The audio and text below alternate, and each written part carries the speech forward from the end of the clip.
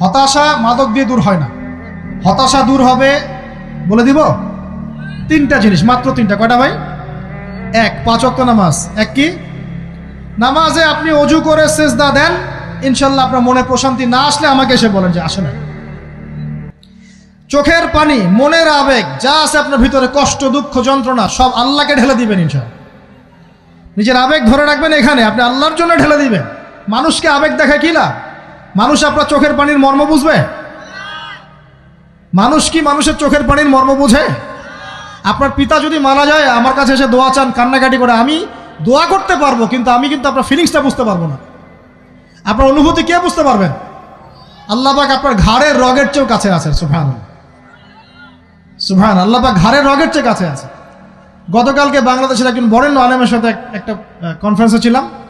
উনি বলছিলেন যে এক ব্যক্তি, এটা শোনেন, এক ব্যক্তি খুব তার শখ যে তিনি সাহাবীদের মতো নামাজ পড়া শিখবেন। কথা বুঝতে পারছেন? সাহাবীদের মতো নামাজ শিখবেন। তো একজন বরেণ্য আলেমের কাছে এসেছেন, এসে বলছেন যে আমাকে সাহাবীদের মতো নামাজ শিখিয়ে দেন। তখন সেই আলেম আরেকজন আলেমের সন্ধান দিয়েছেন, যা তুমি তার কাছে যাও, তিনি শেখাবেন। তো সেই ব্যক্তি একটু অবাক হয়েছেন, কারণ যাকে প্রশ্ন করেছিলেন তিনি অনেক বড় মুহাদ্দিস, আর যার কাছে পাঠানো হচ্ছে তিনি অত বড় মুহাদ্দিস নন, কিন্তু আবেদ, আমল করেন। তাকে গিয়ে বলছেন উনি আমাকে পাঠিয়েছেন সাহাবীওয়ালা নামাজ শিখিয়ে দেন।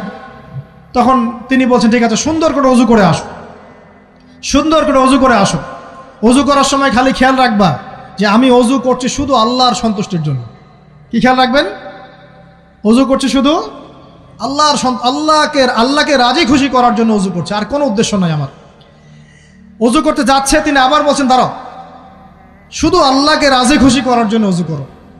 আবার শুরু করছেন, আবার বলছেন শোনো, শুধু আল্লাহকে রাজি খুশি করার জন্য অজু করো। এভাবে বলতেই আছেন। নামাজে দাঁড়িয়েছেন, দাঁড়ানোর আগে বলছেন শোনো, শুধু আল্লাহকে রাজি খুশি করার জন্য নামাজ পড়ো। বলতেই আছেন। এক পর্যায়ে সে ব্যক্তি নামাজ শুরু করলো। নামাজে মনোযোগ এদিক ওদিকে যায়, আর তার মাথায় এটা আসে, এই শুধু আল্লাহকে রাজি খুশি করার জন্য আমাকে নামাজ পড়তে হবে, শুধু আল্লাহকে রাজি খুশি করার জন্য নামাজ পড়তে হবে।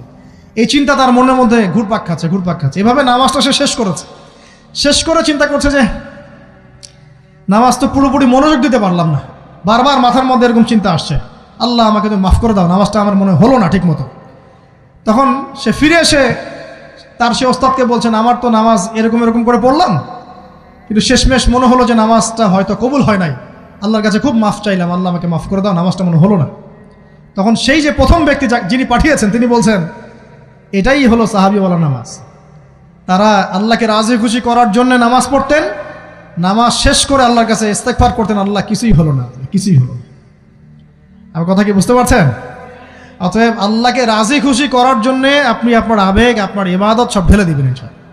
অন্য কারো কাছে কিছু পাওয়ার আশা করব। আমাকে আল্লাহ পাঠিয়েছেন দুনিয়াতে নামাজ পড়তে, রোজা রাখতে, দিনের প্রচার করতে, দিনের জ্ঞান অর্জন করতে, এই তো। তা আমি একজন মেয়ের জন্য জীবন নষ্ট করে দিব কেন? আমি তাহলে আল্লাহর কাছে কি মুখ দেখাবো, আর নবীর কাছে কি মুখ দেখাবো?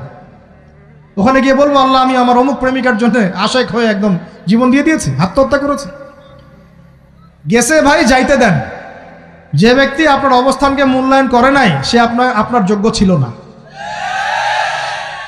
এখন আপনি কি করবেন? নিজের অবস্থান উন্নত করেন, আপনার পিছনে লাইন ধরে ঘুরবে ইনশাআল্লাহ।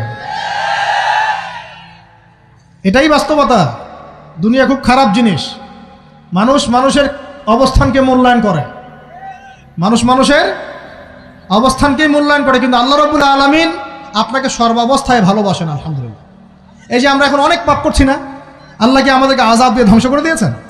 আল্লাহ পাক এখনো আমাদেরকে ভালোবাসেন, রহম করেন, আল্লাহ পাক অপেক্ষা করছেন কখন তওবা করবে, আমি তওবা কবুল করব। এই কখন আমার বান্দা খালি একবার বলে আস্তাগফিরুল্লাহ, আল্লাহ পাক সাথে সাথে মাফ করে দেবেন ইনশাআল্লাহ।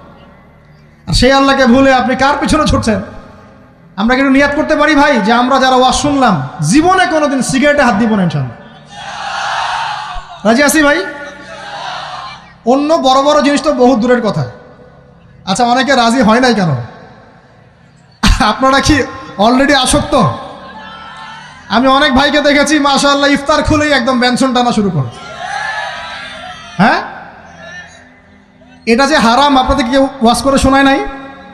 এটাকে কি মনে করেন আপনারা, হারাম না হালাল? কেউ বলেছে মাকরু, নাকি মাকরু ফতোয়া দিয়েছে? মাকরুহ শব্দের অর্থ জানেন আপনি? মাকরুহ শব্দের অর্থ কি একটু শোনেন। সূরা বনী ইসরাঈল খুলবেন। কোন সূরা? সূরা বনী ইসরাঈল আল্লাহ পাক বলছেন, আমি বনু ইসরাঈলকে এই কাজগুলো করতে নিষেধ করেছিলাম। কোন কোন কাজ? জেনা করো না, জেনার ধার কাছে যেও না, এতিমের মাল আত্মসাৎ করো না, শিরিক করো না ইত্যাদি। যারা আলেম আছেন তারা আমার কথা বুঝবেন। এই কাজগুলোর পরে আল্লাহ পাক বলছেন যে এই প্রত্যেকটা কাজ আল্লাহর কাছে মাকরুহ, অপছন্দের। কিসের? অপছন্দ। আর এটাকে আপনি সহজ মনে করছেন? নিয়াত করি আল্লাহ পাকের সন্তুষ্টির জন্য আমরা কোনোদিনও মাদকের সাথে সম্পৃক্ত হব না ইনশাআল্লাহ। আর বিশ্বাস করেন, শুধুমাত্র মাদকদ্রব্য নিয়ন্ত্রণ অধিদপ্তর এই আইন কানুন এগুলো দিয়ে, জরিমানা দিয়ে মানুষকে মাদক ছাড়ানো যাচ্ছে না, যাবে না। কেন যাবে না এটা আপনারা খুব ভালো করেই জানেন, আমি বলতে চাচ্ছি না। অনেক সময় মাদক বিরোধী কনসার্ট করে মানুষ, মাদক বিরোধী কনসার্টে ওঠার আগে এক বোতল ডাইল খেয়ে আসে আগে। এগুলো কি বাস্তব কথা বলছি না অবাস্তব কথা বলছি? আমাদের যুবক ভাইরা কোশ্চিনকালেও মাদকের ধার কাছে যাবেন না ইনশাআল্লাহ। একটা হাদিস খালি মনে রাখেন, এই হাদিসটা মনে রাখেন। নবী সাল্লাল্লাহু আলাইহি ওয়াসাল্লাম বলেছেন, কেউ যদি মাদকদ্রব্য সেবন করে তার 40 দিনের নামাজ কবুল হবে না। সিগারেট একটা খেয়েছি, 40 দিন নামাজ নাই। এরপর যদি সে তওবা করে আল্লাহ মাফ করে দিবেন। আবার যদি মাদক খায় আবার 40 দিন কবুল হবে না। যদি আবার তওবা করে আল্লাহ মাফ করে দিবেন। আবারও যদি খায় আবারও 40 দিন কবুল হবে না। আবারও তওবা করলে আল্লাহ আবার মাফ করে দিবেন। চতুর্থবার সে যদি মাদক খায়, আল্লাহ রসুল সাল্লাল্লাহু আলাইহি ওয়াসাল্লাম বলছেন, আল্লাহ পাক কিয়ামতের মাঠে তাকে তিনাতুল খাবাল পান করাবেন। কি পান করাবেন? তিনাতুল খাবাল। সাহাবীরা বললেন, ইয়া রাসূলুল্লাহ, এটা কি তিনাতুল খাবাল? কি? নবী সাল্লাল্লাহু আলাইহি ওয়াসাল্লাম বলছেন, এটা হচ্ছে জাহান্নামীদেরকে আযাব দেওয়ার পর তাদের রক্ত মাংসের যে পুঁজ বের হবে, এই যে ড্রিঙ্কস, জাহান্নামের হার্ড ড্রিঙ্কস, এই ড্রিঙ্কসের নাম হলো তিনাতুল খাবাল। আল্লাহ পাক আমাদের সবাইকে মাদক থেকে বাঁচিয়ে রাখে। আমল হচ্ছে কোরআন তেলাওয়াত। যে ব্যক্তি কোরআন তেলাওয়াত করতে পারে নিয়মিত, তার মনের মধ্যে এই হতাশা, এই ভীরুতা, এই কাপুরুষতা কিচ্ছু আসবে না ইনশাআল্লাহ। আমি গ্যারান্টি দিচ্ছি আপনাকে, হতাশা আসবেই না আপনার মনে যদি আপনি কোরআন বুঝতে পারেন। কোরআনের একটা আয়াত নিয়ে কোনো সময় দেখা যায় 2-3 ঘন্টা সময় পার হয়ে যাচ্ছে, আয়াতটা ছেড়ে সামনে যেতে পারছি না। কোরআনের ভিতরে ঢুকলে আপনি দুনিয়ায় ভুলে যাবেন কি হচ্ছে আশপাশে। আমি এমন অনেক আলেমকে দেখেছি যে একটা বই, পাতলা একটা বই, আরবি বই নিয়ে পড়া শুরু করেছেন, ওই যে ফজরের পরে জোহরের ওয়াক্ত হয়ে যাচ্ছে, বইটাই শেষ করতে পারেননি। বুঝতে পারবেন না, যখন আপনি ইলমের ভিতরে ঢুকে যাবেন, কোরআনের ভিতরে, হাদিসের ভিতরে, আপনার দুনিয়ার খেয়ালই নাই। একজন আলেম, তিনি এক রাত্রে একটা বই লিখেছিলেন, চটি বই, এক রাত্রের মধ্যে।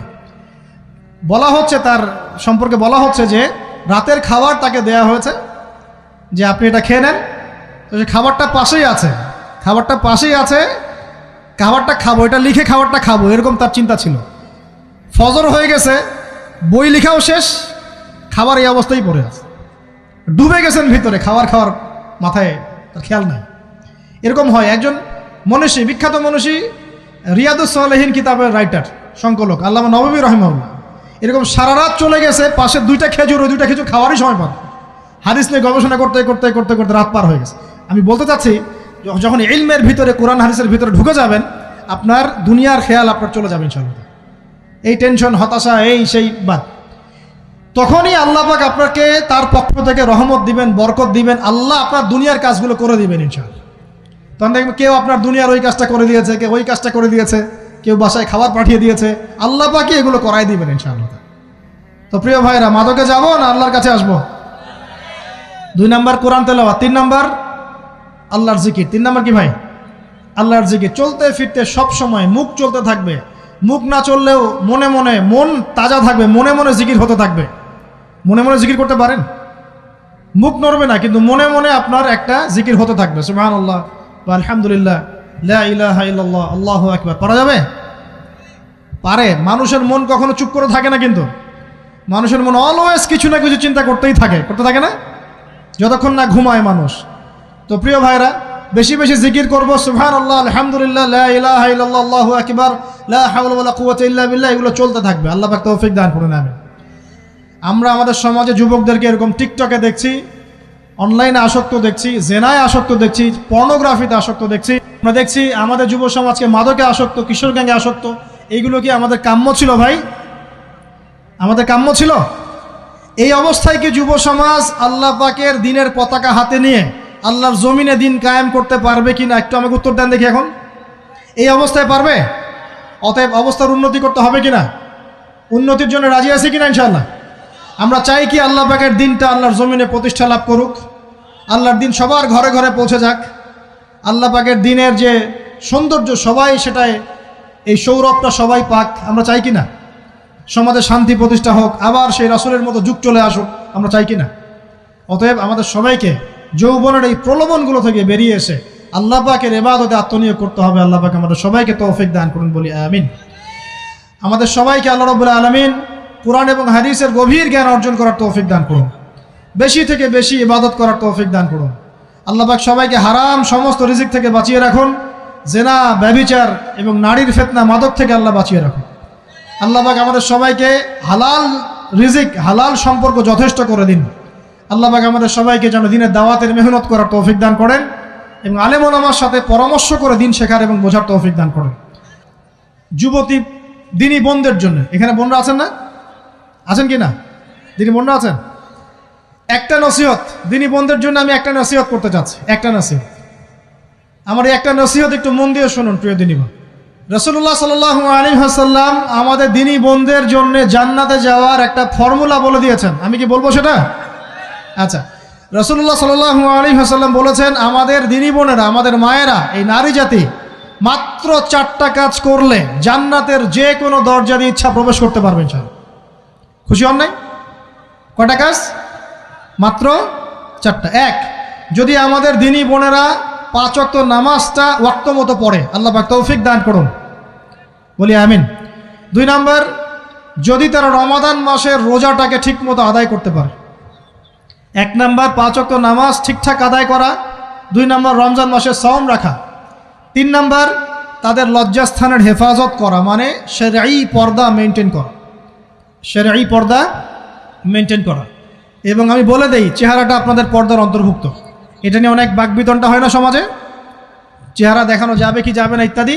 চেহারা আপনার পর্দার অন্তর্ভুক্ত বিষয়, ফুল স্টপ। এর উপরে ফতোয়া অনেকে অনেকভাবে দিচ্ছে, কিন্তু বরেণ্য উলামায়ে কেরামের কিতাবগুলো ঘাটাঘাটি করেন, তাদের ফতোয়া হচ্ছে চেহারা আপনার পর্দার অন্তর্ভুক্ত বিষয়, চেহারা ঢেকে রাখবেন। আল্লাহ পাক তৌফিক দান করুন। চোখ থাকবে খোলা, ঠিক আছে। 4 নাম্বার, স্বামীর আনুগত্য করতে হবে। স্বামীর আনুগত্য, এই যে আনুগত্য শব্দ শুনলেই মানুষের একটা মানে নেগেটিভ ধারণা তৈরি হতে পারে। স্বামীর আনুগত্য মানে কি আমি তার দাসত্ব করব? আনুগত্য মানে, প্রিয় দিনী বোন, আনুগত্য মানে দাসত্ব নয়।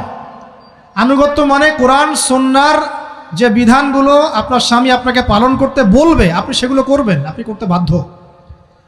কিন্তু স্বামী যদি কোরআন সুন্নাহর বাইরে কিছু করতে বলে, সেটা মানতে আপনি বাধ্য নন। স্বামী যদি আপনাকে বলে যে সুদ খাও, এই যে সুদী এনজিওতে আসো, নাম লেখাও। স্বামী যদি আপনাকে বলে যে আসো বেপর্দায় বাইরে যাই, সাজুগুজু করে বের হও, চলো ঘুরে আসে বেপর্দায়। স্বামী যদি বলে দেবরকে একটু খাবারটা দিয়ে আসো, আমার অফিসের কলিগ আসছে, খাবার পরিবেশন করো, আসো ডাইনিংয়ে আসো। এই যে হারাম কাজ, বেপর্দার আদেশ করছে, সুদের আদেশ করছে, আপনি সেগুলো পালন করবেন না।